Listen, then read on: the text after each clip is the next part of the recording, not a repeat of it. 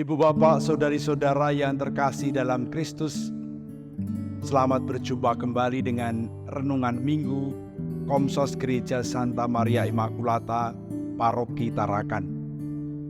Kita hari ini memasuki Minggu Paskah yang ke-7. Minggu Paskah yang ke-7 juga dirayakan sebagai Minggu Komunikasi Sosial atau Komsos. Pada Minggu Paskah yang ke-7 ini, kita akan merenungkan bacaan Injil yang diambil dari Injil Yohanes bab 17 ayat 11b sampai dengan 19. Kutipan ini merupakan bagian dari doa Yesus untuk para muridnya. Masih merupakan rangkaian dari peristiwa perjamuan terakhir Yesus bersama dengan murid-muridnya. Jadi Yesus mengadakan perjamuan, kemudian memberikan pesan-pesan yang penting kepada para muridnya yang sudah kita renungkan dalam 2 minggu yang lalu. Dan sekarang pada bagian akhir, Yesus berdoa untuk para muridnya. Dalam doanya, Yesus menyebut Allah dengan sebutan Bapa. Dia menyerahkan para murid yang akan segera dia tinggalkan. Karena setelah ini, Yesus akan pergi ke Taman Getsemani untuk berdoa di sana, mempersiapkan diri menyambut penyalibannya. Dan menurut Yohanes, penyaliban Yesus adalah saat Yesus dimuliakan, saat Yesus dinyatakan oleh Allah Bapa sebagai putra yang terkasih, yang taat kepadanya.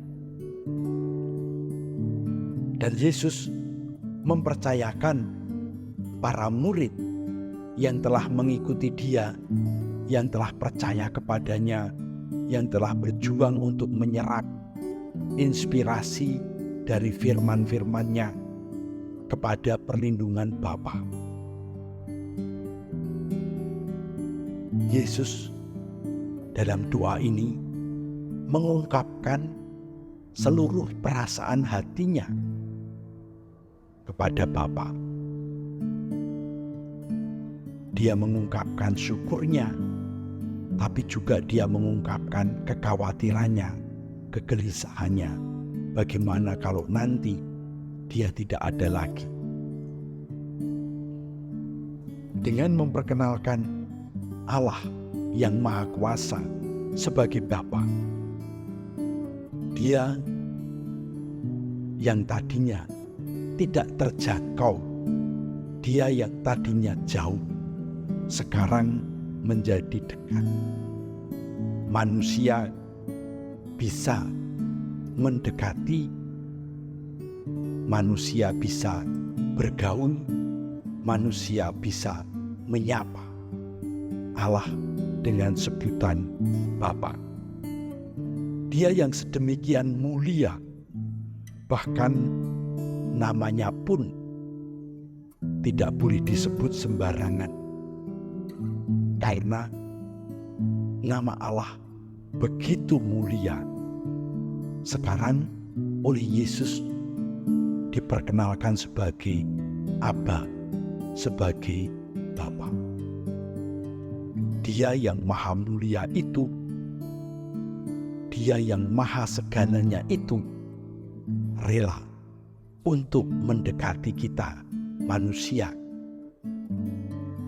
Dia rela untuk disapa sebagai Bapa, supaya kita sungguh-sungguh merasakan kedekatan personal atau kedekatan pribadi dengan Allah. Allah bukan dia yang tak mungkin disentuh. Allah bukan Dia yang selalu ada di atas awang-awang dan kita tidak akan mampu mendekatinya. Dekat dengan Bapa tidak berarti menjadi semau sendiri. Segala tingkah laku lalu dimaklumi. Segala gaya hidup lalu dipahami. Tidak. Mengakui Allah sebagai Bapa berarti berani untuk mempercayakan diri kepada perlindungannya, kepada penyertaannya, kepada kasih setianya. Dalam kutipan ini, Yesus juga menggarisbawahi bahwa para murid setelah mengikuti Dia bukan lagi berasal dari dunia.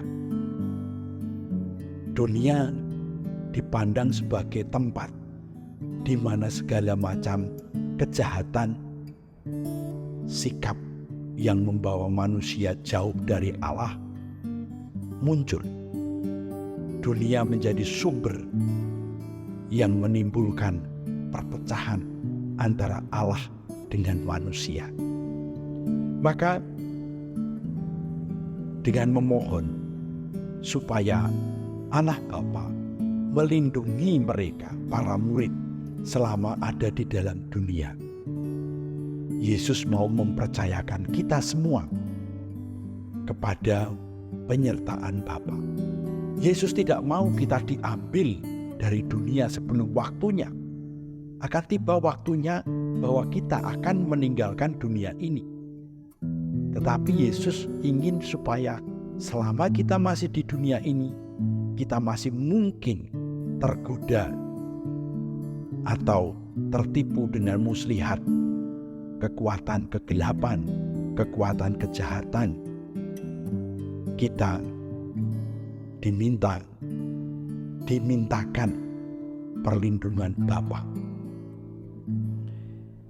Ibu bapak, saudari-saudara yang terkasih dalam Kristus, Yesus juga mendoakan agar para murid bersatu, sama seperti Dia bersatu dengan Bapa. Doa Yesus ini mengungkapkan sebuah kabar gembira karena Yesus ingin membongkar tembok pemisah yang digambarkan dengan tembok bait Allah. Selama itu, bait Allah dianggap sebagai tempat satu-satunya di mana Allah hadir. Yesus membongkar tembok itu. Yesus menyatakan bahwa Allah hadir di mana-mana dan Allah ingin mempersatukan setiap orang. Bait Allah bukan tempat yang mati. Bait Allah tempat yang hidup. Dan bait Allah adalah kita semua. Justru meskipun ada perbedaan, kita harus bisa membangun persatuan, membangun persaudaraan, membangun kasih satu sama lain. Dan itulah yang diharapkan oleh Yesus ketika kita disatukan meskipun berbeda-beda, disatukan dalam kesatuan kasih, sehingga kita yang berbeda-beda ini akhirnya menghasilkan buah-buah kebaikan. Marilah kita wartakan doa Yesus ini kemana-mana. Doa Yesus yang menjadi komunikasi Yesus dengan Allah Bapa.